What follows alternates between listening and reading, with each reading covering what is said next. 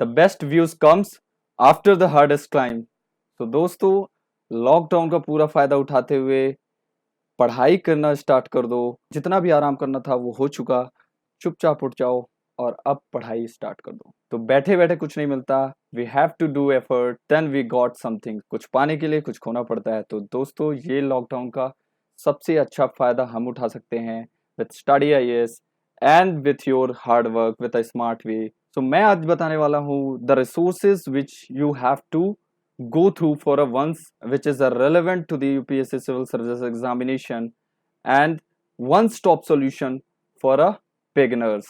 तो यहाँ पे ये रिसोर्सेज सिर्फ उनके लिए मैं बताने जा रहा हूँ जो बिगनर्स हैं, जो अभी कॉलेज में हैं, जो अभी सोच रहे हैं कि वो आगे चल के यूपीएससी सिविल सर्विसेज की तैयारी करने वाले हैं। तो ये रिसोर्स उनके लिए फायदेमंद हो सकते हैं। तो मैं यहाँ पर एक सजेशन देना चाहूँगा कि यदि आप लोग इस रिसोर्स को फॉलो करते हैं तो ये आपकी प्रिपरेशन को और स्ट्रेंथ करेगा और मजबूत करेगा। हाँ, लेकिन ये अल्टीमेट रिसोर्स नहीं है। आप अपनी स्ट्रेटेजी खुद से भी बनाकर उसे फॉलो कर सकते हैं। तो this is presented by me Vivek Mishra.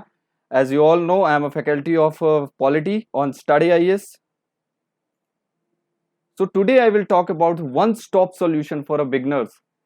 As you all know, we have a GS paper 1, GS paper 2, GS paper 3 and GS paper 4 and essay. तो सबसे पहले मैं essay की बात करूंगा। देखो, essay के लिए आप सभी जानते हैं कि essay में हम तभी essay एक अच्छा essay लिख सकते हैं जब हमारा माइंड ब्रॉड माइंडेड तरीके से सोच सकता हो। तो उसके लिए आपको सबसे पहले ये काम करना है कि एक छोटी सी डायरी बनाइए for a quotation which you can get from a newspaper, which you can get from the social media. कहीं से भी आपको वो कोटेशन मिल सकती है। कुछ अच्छी अच्छी कोटेशंस आपको अगर कहीं से भी मिलती है तो उसे उस डायरी में नोट डाउन करिए, ताकि जब कभी भी आप ऐसे लिखे तो उसमें आप उसे यूज कर सकते हैं। ठीक है, बाकी चीजें तो बाद में आती हैं। जब आपके पास ब्रॉड नॉलेज होगा तब आप एक अच्छा ऐसे लिख पाएंगे। लेकिन for a quotation you have to make an a diary and then write it down there and then use when you are writing the essay. ठीक है ना। नाउ अब मैं बात करता हूँ GS1 की। As you all know, history का पोर्शन है। वर्ल्ड हिस्ट्री की बात नहीं करेंगे। कुछ सालों से वर्ल्ड हिस्ट्री का बहुत ही कम आ रहा है। उसके लिए आप कोई भी रिसोर्स देख सकते हैं, किसी भी क्लासेस की कोचिंग नोट्स को ले सकते हैं। लेकिन अगर हम बात करें the main portion ancient history, so the most part is the ancient history as you all know. तो उसके लिए आप सभी को क्या करना है, जो भी बिगनर्स हैं, जो भी कॉलेज में है, स्कूल में है, आप क्या कीजिए कि आप एनसीईआरटी खरीद लीजिए। अभी तो मिलना मुश्किल होगी आई थिंक, तो आप एनसीईआरटी की साइट पे जाकर के ऑनलाइन इसे पढ़ सकते हैं। तो एनसीईआरटी की 11th क्लास की RS शर्मा एंशिएंट हिस्ट्री की the best source. Medieval history के लिए आप सभी जानते हैं Satish Chandra NCERT the best. Modern India के लिए, मॉडर्न हिस्ट्री के लिए as you all know, spectrum is the best resource for a modern history. आपको कुछ और नहीं पढ़ना, कहीं नहीं जाना, सिर्फ मॉडर्न हिस्ट्री पढ़िए by Rajiv वहीर।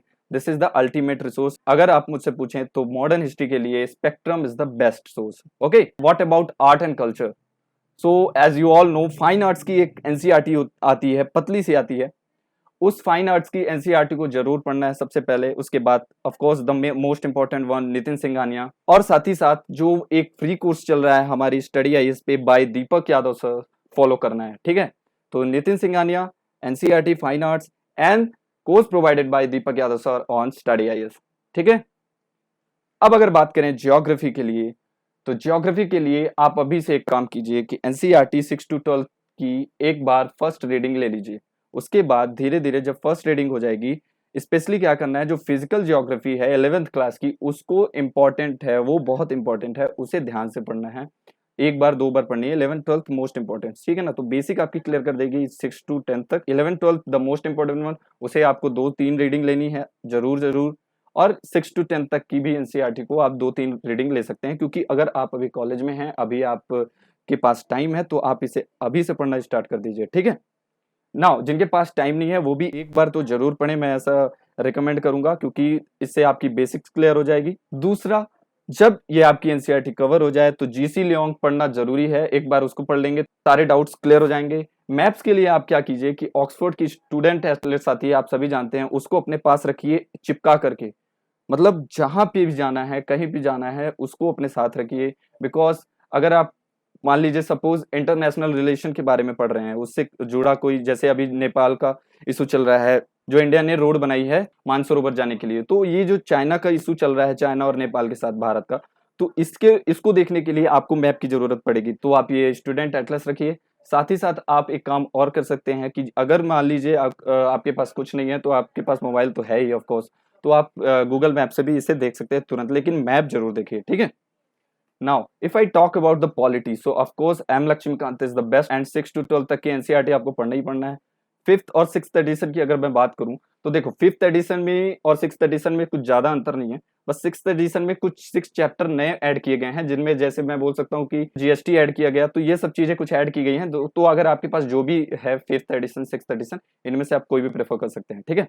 Of course the free course on study IAS by me Vivek Mishra, आप उसे फॉलो कर सकते हैं। करंट अफेयर्स को जरूर फॉलो करना है न्यूज़पेपर के थ्रू। पॉलिटी के कोई भी करंट अफेयर्स आए रिलेटेड टू पॉलिटी, उसे नहीं छोड़ना है, ठीक है। If I talk about the environment, 12th की एनसीईआरटी बायोलॉजी की लेना है, उसके लास्ट के 4 चैप्टर जो है वो बेसिक क्लियर कर देंगे आपको, तो वो बहुत इंपॉर्टेंट है, तो उसको जरूर एक बार पढ़ लीजिएगा। उसके बाद the most important thing, Shankar IAS is the best resource, I think ये सभी रिकमेंड करते हैं, टॉपर्स रिकमेंड करते हैं, Shankar IAS is the best resource for the environment, one stop solution है, मैं बता रहा हूँ। और साथ ही साथ जो कोर्स स्टडी आईएएस में by Aditi Sharma ma'am provide कराया जा रहा है, उसको जरूर फॉलो करिए, ठीक है, उसे जरूर देखिए। तो ये एनवायरमेंट की कॉन्सेप्ट आपके धीरे धीरे क्लियर होते जाएंगे। Now if we talk about the economy, तो देखो इकोनॉमी के लिए अभी जो कॉलेज में हैं बच्चे, उनके लिए मैं बताना चाहूंगा कि 9 to 12 तक की एनसीईआरटी बेस्ट रिसोर्स, उसे आप प्रेफर कीजिए, धीरे धीरे पढ़ते रहिए, तो धीरे धीरे जो बेसिक कॉन्सेप्ट हैं वो क्लियर होते जाएंगे। इकोनॉमिक सर्वे आपको पढ़ते रहना है, एटलीस्ट मिनिमम 2 years का आपके पास इकोनॉमिक सर्वे होना चाहिए और उसके बारे में पता होना चाहिए, ठीक है ना। अब इकोनॉमिक सर्वे की बात करें तो उसमें कई सारे चैप्टर्स होते हैं, तो इतना लंबा चौड़ा ये ग्रंथ कौन पढ़ना चाहेगा, ऑफकोर्स में बोर लगता है आपको। तो आप क्या कीजिए कि जो इकोनॉमिक सर्वे के जितने भी चैप्टर्स हैं, उसमें जो फर्स्ट पेज आता है इंट्रोडक्शन, उसको जरूर पढ़ना है। That is important for your answer writing, answer writing की स्किल वहां से सीख सकते हैं आप, ठीक है। तो इकोनॉमिक सर्वे का आप फर्स्ट जो चैप्टर, हर चैप्टर की जो इंट्रोडक्शन है उसको जरूर पढ़ना है, और कंक्लूजन, ठीक है, ये 2 चीजें पढ़नी है। बजट ऑफ कोर्स जब बजट आता है तो उसके बारे में जरूर पढ़ना है। साथ ही साथ कोई भी एक स्टैंडर्ड बुक आप यूज कर सकते हैं। If I talk about the science and technology, so अगर जो साइंस बैकग्राउंड के हैं, तो उनके लिए सबसे पहले आप प्रीवियस ईयर के क्वेश्चन उठा लो। हालांकि प्रीवियस ईयर के क्वेश्चन तो एवरी सब्जेक्ट के लिए मोस्ट इंपॉर्टेंट है, किसी भी सब्जेक्ट का हो प्रीवियस ईयर के क्वेश्चन देखो। लेकिन अगर जो साइंस बैकग्राउंड के हैं, तो वो तो सीधे प्रीवियस ईयर के क्वेश्चन उठाएं, देखें, एनालाइज करें कि किस तरह के क्वेश्चन आते हैं। साथ ही साथ जो टेक्नोलॉजी से रिलेटेड, साइंस से रिलेटेड कोई भी करंट अफेयर रिलेटेड चल रहा है, उसे फॉलो करना है, एंड दैट इज ऑल, उससे ज्यादा कुछ नहीं करना। और जिनकी जो नॉन साइंस बैकग्राउंड के हैं, उनके लिए आप 6 से 10 तक एक बार स्कीम थ्रू जाइए। कहाँ? एनसीईआरटी में। जब आप 1-2 बार एनसीईआरटी कवर कर लेंगे 6 to 10, तो I think you will clear with all the doubts related to the science. और साइंस का ये जो साइंस फोबिया हो गया ना आपके मन में, कि जो साइंस मतलब डरते हैं लोग कि साइंस हमको आता ही नहीं है, बहुत डिफिकल्ट है, तो ये आपका हट जाएगा। सबसे पहले आप एनसीईआरटी क्लियर कीजिए, ठीक है। तो एनसीईआरटी क्लियर करना है 6 to 10, previous year question paper and current affair जो भी रिलेटेड चल रहा है related to science and technology, ठीक है। Now if I talk about the most important one, current affairs, ठीक है। तो सबसे पहले हिंदू एंड इंडियन एक्सप्रेस, इनमें से किसी एक पेपर को लेना है, दोनों को मत पढ़ने लगना, नहीं तो कभी नहीं हो पाएगा तुम्हारा, पेपर ही पढ़ते रह जाओगे दिन भर। तो एक पेपर उठाना है, या तो हिंदू या तो इंडियन एक्सप्रेस। हिंदू मैं रिकमेंड करूंगा कि जो इंग्लिश मीडियम स्टूडेंट्स हो उनके लिए तो हिंदू बेस्ट सोर्स है, लेकिन अगर आप हिंदी मीडियम हैं, हिंदी मीडियम के स्टूडेंट्स हो, तो आपको इंडियन एक्सप्रेस रेफर करना चाहिए, ठीक है। तो इनमें से एक न्यूज़पेपर पढ़ना है, और एडिटोरियल सेक्शन जरूर पढ़ना है, उसे नहीं छोड़ना है। साथ ही साथ जो स्टडी आईएएस पे जो एनालिसिस किया जाता है डेली सुबह पीएन शर्मा सर के द्वारा, उसे फॉलो करना है। यूपीएससी टू द पॉइंट हम डेली लेकर आ रहे हैं स्टडी आईएएस पर, जो टू द पॉइंट फैक्चुअल चीजें हैं which is related to the prelims point of view, उसे आपको फॉलो करना है। साथ ही साथ जो आरएसटीवी पे डेली डिबेट्स आते हैं रात में, उन्हें फॉलो करना है। और अगर आप अन अकेडमी ज्वाइन कर रहे हैं तो अमन शर्मा सर को फॉलो करना है। साथ ही साथ अमन शर्मा सर डेली पीआईबी का एनालिसिस करते हैं स्टडी आईएएस पर, सो उसे फॉलो करना है, ठीक है। आई थिंक ये रिसोर्सेज सही है हम मेरे अकॉर्डिंग। तो अगर आपको इसमें कुछ छांट काट करनी है तो जरूर करिएगा, अपने अकॉर्डिंग बना लीजिए, लेकिन तो ये बिगनर्स के लिए एक टॉप सॉल्यूशन हो सकता है, सो इसे फॉलो करना है। साथ ही साथ स्टडी आईएएस को सब्सक्राइब करना मत भूलिएगा, और अगर मेरा ये वीडियो पसंद आया तो एक लाइक तो बनता है यार। तो दोस्तों मिलते हैं नेक्स्ट वीडियो में, इसी तरह आपके कुछ और डाउट्स क्लियर करेंगे। अगर कोई डाउट्स हो तो please comment me, I will give answer. And Thank you. Bye bye.